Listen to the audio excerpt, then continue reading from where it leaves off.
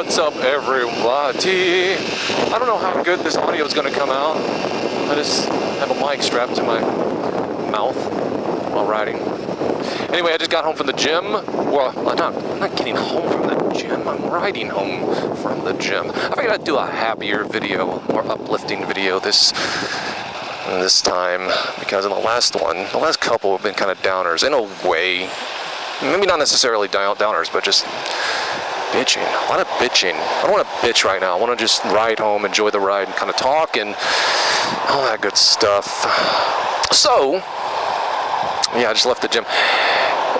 And I'm kind of happy because I'm making a little bit of progress on my shoulder strength, I guess. Maybe, I don't know if you know this, but I don't know if I mentioned it or not, but for the last 6 months I've been dealing with a right shoulder tear in my rotator cuff that's caused me to lose a lot of strength.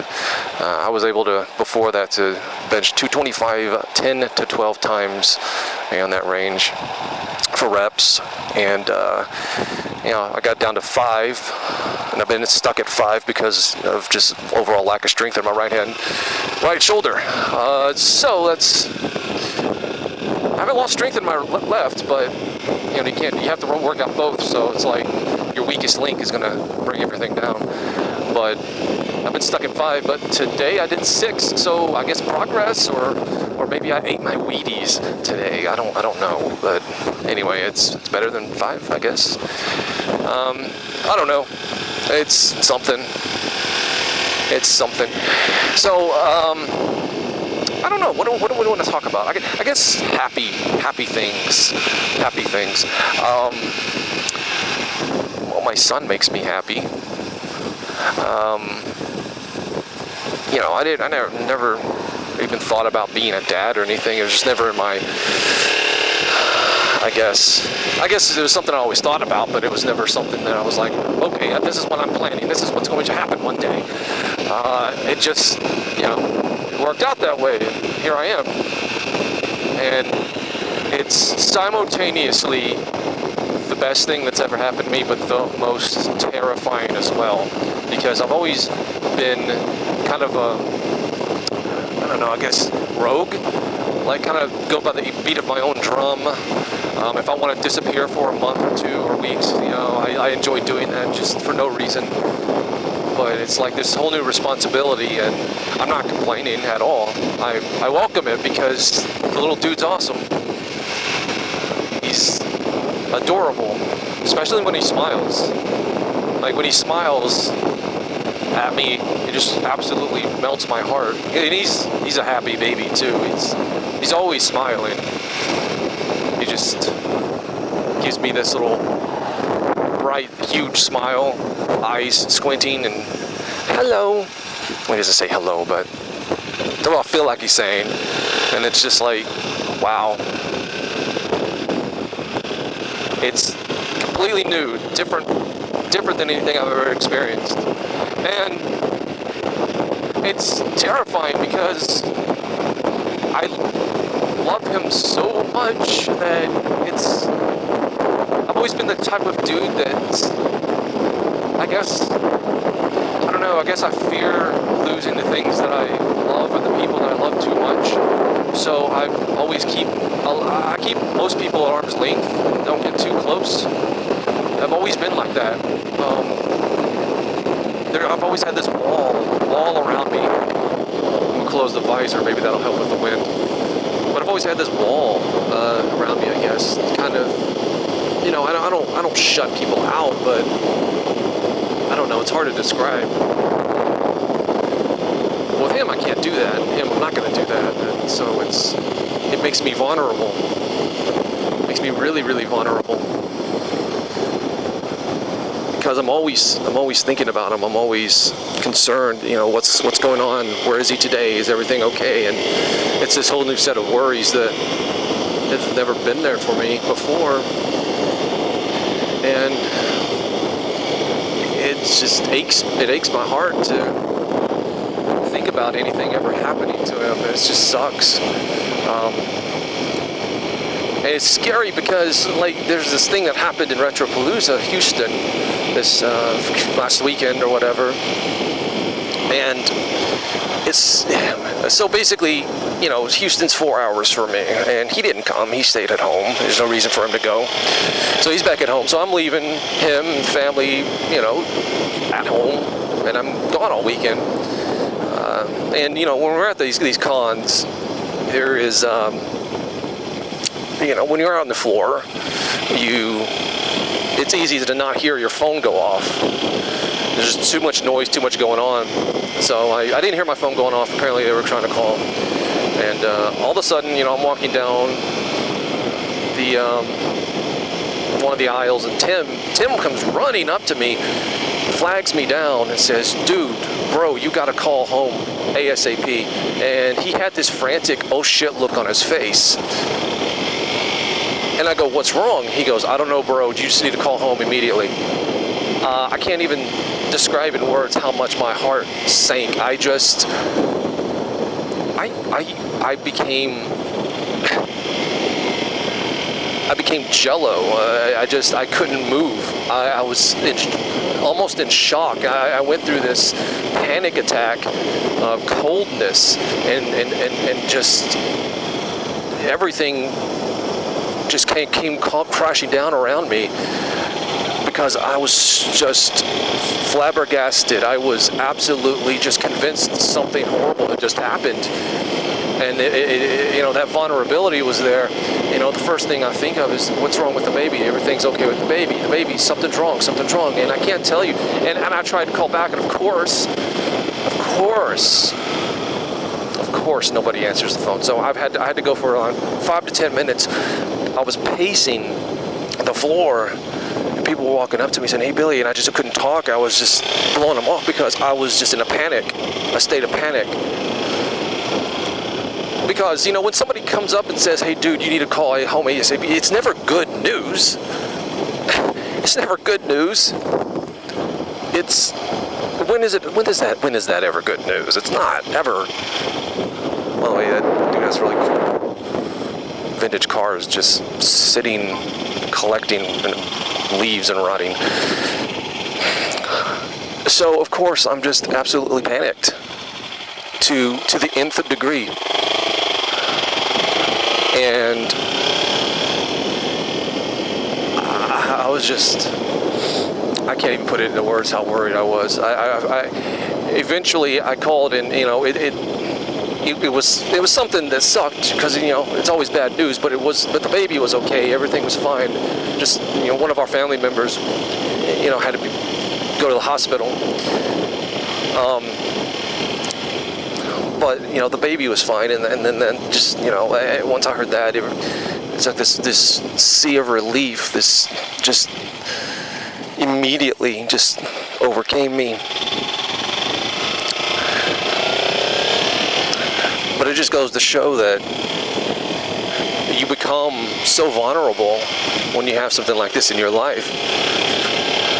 And I was shaking, like literally shaking. I was just, like, for even after I found out that everything was good, I was still shaking, almost crying in the break room. Just shaking. I couldn't shake it. I was just like, I was still under this panic attack. I felt so weak. By the way, I'm just doing circles because I'm not showing you guys where I live. So I'm in the video when I stop talking. Right now I'm just doing circles. So if you see the same place over and over again, that's why. I like how this is a yield sign too and not a stop sign. It's just like, just roll into it and see if a car is coming. Well, you know, you'll find out. But yeah, that's what happened. Yeah, I was supposed to talk about happy things too, and there I go talking about being under the influence of a panic attack. But you know, it's you know, it's all new to me, man. I'm just trying to get a grasp of everything and all this newness. And yeah, let's keep it happy. I'm not gonna talk about that anymore. Not the bad stuff anyway. I have a habit of doing that because I don't know. I'm always going into stupid depressions and stuff. This stupid doctor once said that I was bipolar. Like in my mid-20s, he goes, "You're bipolar. Yeah, I'm gonna prescribe you some medicine." And I was like, yo, I'm already on anti-anxiety and anti-depressants. You're gonna put me on anti-bipolar too? Well, now I'm just gonna have you switch it up a little bit. I'm like, no, I'm good. I got off all that stuff. But I don't know. Who knows? Who knows? Like, I don't know if I'm bipolar or not. Sometimes I feel like it. It's nothing extreme if I am. But sometimes I'll be sitting around in a really super good mood for no reason, out of nowhere, and then all of a sudden I feel like a pop in my head and like this chill kind of go over me, and then it's like all of a sudden I'm just in a rotten mood. I want to kill everything in my sight. Not everything. And then there's sometimes where the exact opposite happens, where I'm just like in a horrible mood and all of a sudden just like something pops in my head and I'm just like, I want to go out and run around and act a fool because I'm in a good mood. So, I don't know, man. It's just, I always felt though, it's like, even if you do have some kind of brain issue like that, and that goes for anybody, and I'm not, I'm no doctor, but I have gone through this crap for 20 years. I've always felt that diet, exercise, supplementation is going to be way better for you than any sort of pill, any sort of pharmaceutical medication that they just basically say, hey, take this stuff right here, and then you take it and then hope that it doesn't screw your brain up in the next 10 years or whatever. You know what? I'm not done talking. I'm just gonna go on a little joyride. I'm not gonna go home. Let's go back out and just kind of run around and see what's going on around here. I'll pop that gear. I was going a little too fast for 1x1. Actually, yeah.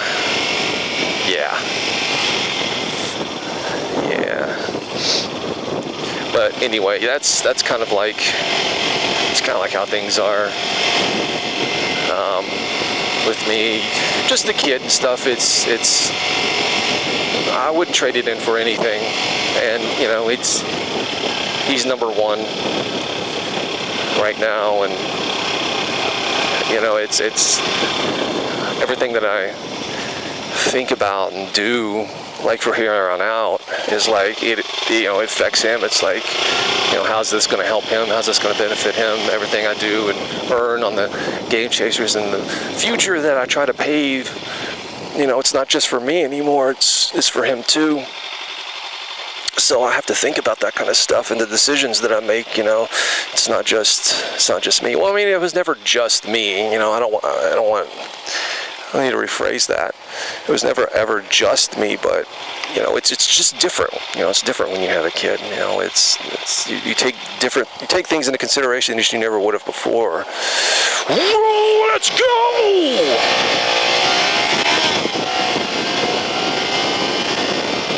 This is where the fun begins. I love this road because there's a lot of curves. Nobody wants to, if you're riding a bike, you never want to ride on a straight road. What's the fun in that? You want curves. You go outside the curb, and then you go to the inside, but be sure to roll on the throttle just a bit so you'll keep upright. You brake a little bit, and then you lean in.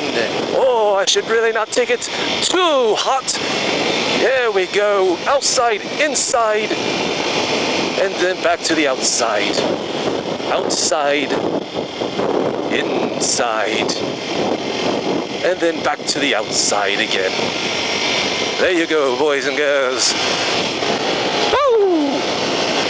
Anyway, yeah, I'm gonna end it. I'm gonna end this video because this video, it sucks. And besides, I think the GoPro may be ready to fall off because I just taped it to the helmet. I'm just kidding. It's a fastener, but still, I don't trust it. But I'm going to turn around and go back home later.